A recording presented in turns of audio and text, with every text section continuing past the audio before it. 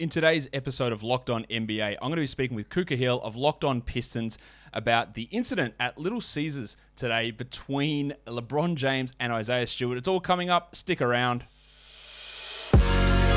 You are Locked On NBA, your daily NBA podcast. Part of the Locked On Podcast Network, your team every day. Hi guys, and welcome back to Locked On NBA. I am your Monday host, Josh Lloyd. We're here to talk NBA. We're here to talk some action that did go down on Sunday with a big incident between Isaiah Stewart and LeBron James. And to talk about that incident, I'm going to bring in the host of the Locked On Pistons podcast. It is Khahil. Khu, welcome to Locked On NBA. Thank you for having me, man. So it was a pretty fiery situation there in Detroit on this Sunday game. The Pistons are up big, and in the end, they let the Lakers get back into things. Now, I don't know how you viewed this incident, but let us know what's your understanding. What's your take on the situation that did go down between LeBron and Isaiah Stewart? It definitely was crazy. Like, funny thing is that I was outside walking my dog. She had to go to the bathroom. I'm like, okay, I'll be back in 5 minutes. I come back in. And I see players getting set. I'm like, bro, what happened? I was gone for 5 minutes, so I had to rewind the whole thing and watch it again. But it was a dirty shot from LeBron. I really heavily disagree with anyone who says it wasn't intentional. He had a closed fist, quite literally. He closed his fist up and looked at Isaiah Stewart and swung down at him. The only thing I feel like you could maybe say that wasn't intentional was him hitting him in the eye. But he very clearly was swinging at Isaiah Stewart, so maybe he didn't. Maybe he meant to hit him in the chest or like the arm. But either way, it was intentionally thrown at Isaiah Stewart. Now, so like I really don't. I heavily disagree with anyone who thinks it wasn't intentional. But it definitely was a crazy play. Isaiah Stewart absolutely lost it, but I can't really blame him either. Once he felt, I think because like. After it happened, they kind of like face to face with each other. You can see Stu was pissed, but he hadn't went full rage yet. But I think what happened was once he had the blood go through his eye, and literally it was all over his teeth. It got into his mouth and everything. He was gushing. So once he like literally was tasting blood, I feel like that's when he was just like, bro, he done punched me, I'm bleeding, and he just lost it. So I mean. The mature person probably would be like, hey, you gotta calm down, but like I can't really blame him for like losing it. You don't have to disagree with me because I do agree with a few of the things you said there because I do think it was intentional from LeBron. There are people who will argue, first of all, it wasn't his elbow, it was closed fist. Secondly, he didn't have his arm held. When you look at the vision, LeBron's arm is on top of Isaiah Stewart. Stewart's forearm is pushed into LeBron's chest to push him off on a box out. LeBron's arm's on top. He looks down and he swings.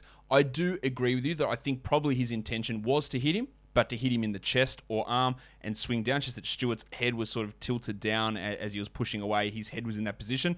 But I got no doubt that LeBron definitely swung that arm recklessly with intention to hit into Stewart. Not his face. I wouldn't have thought that. LeBron is not a dirty player, and I'm not suggesting he's a dirty player. This was a dirty incident, though, and throwing a closed fist. And if you throw a closed fist and it smacks someone in the face and cuts him open, then that's a dirty incident. Like you weren't just wildly swinging your arm for no reason. He was doing it for a purpose. He almost definitely didn't mean to smash him in the face, but he did, and that's what happens. As for the Stewart part of things, Khu, I disagree a little bit with you there. I think that when he got hit, he got up and he remonstrated. That is 100% understandable. Everyone would do it, and that is what's expected. And you don't receive any sort of problem for that. From going in, getting pulled back, you're going at him, trying to remonstrate, that's fine.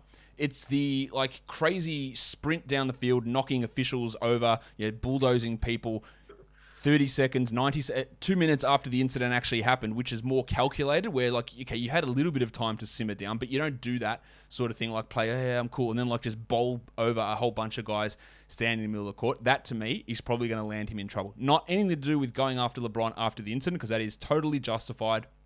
And not one person would have an issue. Look, you get smashed in the face, you get cut open, you get up, you try and grab the guy, even if you had a swing at him or put him in a headlock or whatever. I think most people go, all right, fair enough. Like, you got cracked in the head, but you got up, you did that. A bunch of people got in between. They separated, and then he just charged and steamrolled, 4 or 5 people, just throwing them all over the court. Including Cade Cunningham. Yeah, like that's the part that I think, no, you can't do that sort of thing. You can be angry and you can do that, but you cannot do that level. We cannot show that level of uncontrol, which is not really a proper sentence, but you can't have that much of a lack of control, especially when it's not literally right as the incident happened. You've had time to talk and calm down, and you have calmed down, and then you go back and do that. That was reckless on his behalf. I think both guys are going to cop suspensions. What do you think the NBA is going to come down disciplinary-wise? I actually don't know. I mean, I don't know if LeBron would get a suspension because he's LeBron. I think he might get a game or 2. Maybe. I think if I had to make a prediction, I think he gets 1. I think LeBron will get 1 game. And I think Stu will probably, because the Pistons play the Lakers again in a week. I don't think they want Stu on the same floor with LeBron. That's going to be my assumption in a week from now. So I think he'll get 4 games, probably at least 4 games. He might get 4 to 8, maybe. There's no way. But there's no way he's getting 4 games. You think they're going to just suspend him so he doesn't play against the Ball? If he gets 4 games for that, I don't think you can justify it in that we don't want them to play against. Maybe you're right. I think that would be insane that the retaliatory player who didn't actually lay a punch or anything like that would get 4 to 5 times the amount of the instigator of the incident. That would be crazy to me if that happened. Well, I think the thing is like you were pointing out, is that he literally was bulldozering. Yeah, that's true. He literally knocked down I believe an official, a few security guards, his own teammate. He went back 4 times to try to get him, and then also after they finally got him towards the tunnel. I was credentialed at LCA the first year. What Isaiah Stewart was doing, he took off back through the tunnel so he could loop around and get back to the Lakers tunnel so he could meet LeBron back there. Once he realized, okay, they got me stuck back here, I might as well find a different way to get to him. And he literally, I don't know if you saw it, but he literally took off through the tunnel and just started running. There's literally 7 people chasing him back through the tunnel. So he definitely lost it. So I think they'll get him hard for that. Also, I just want to say, I thought it was absolutely hilarious that Mason, our announcer in the background, if you're listening, is literally in the mic screaming, "Don't throw nothing. Do not throw anything. Do not charge the court." Doing everything he can to avoid another Malice at the Palace. He's the entire time you just hear him in the background screaming, "Don't throw anything on the floor." It was funny. It was listening to it. It was pretty wild scenes there.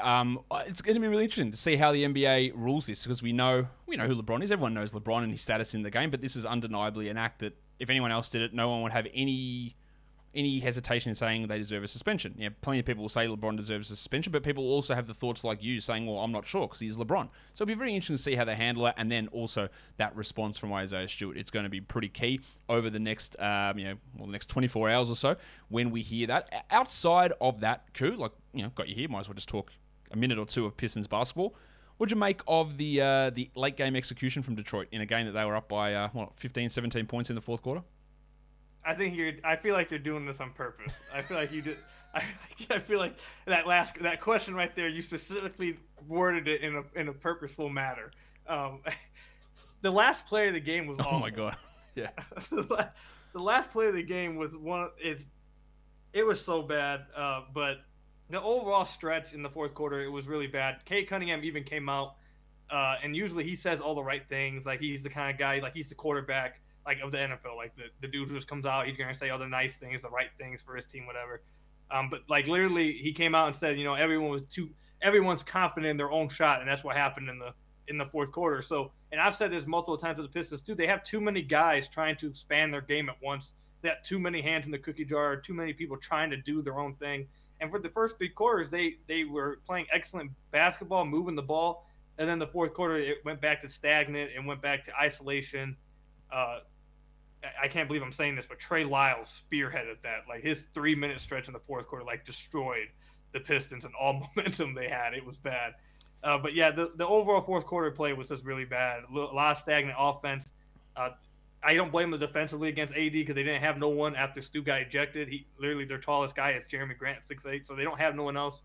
So I don't blame that, but not being able to score definitely falls back on them being stagnant. But the last play of the game, awful play design. You asked Hamidou Diallo to make a pass that basically LeBron James is the only player who could possibly ever make. It just wasn't going to happen.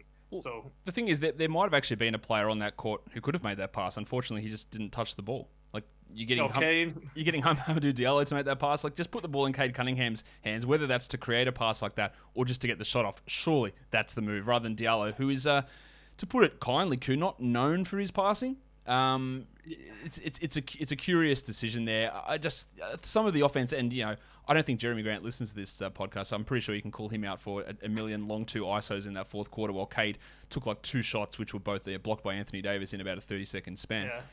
It was curious then now whether that's deliberate, like, hey, look how good we are, but we still lose and get the extra ping pong ball type of strategy. I don't know, but it was pretty ugly down there. There was ugly incidents all over the game. I guess there are positives for the Pistons fans to take out of it. Cade Cunningham's first triple-double and really taking it up to the Lakers for 3 quarters, but a disappointing end. Khahil have it all covered for us over on the Locked On Pistons podcast. Thanks for jumping on Locked On NBA with me. Absolutely.